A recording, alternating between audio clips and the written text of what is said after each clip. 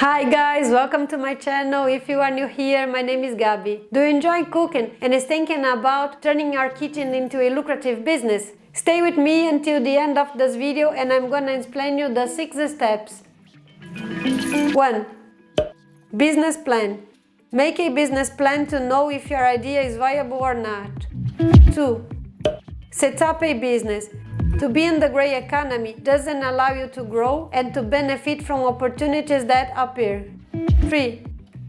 Suppliers. Look for companies that offer competitive prices to buy all material you need. To buy from supermarket reduces your profit. 4. Distribution. How your products will be delivered to your customers. 5. Promotion. How your customers will learn about your business and products.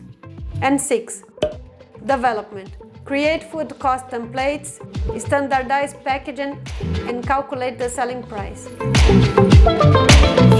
Well guys, I hope you have enjoyed this video and see you on the next one. See you later. Bye!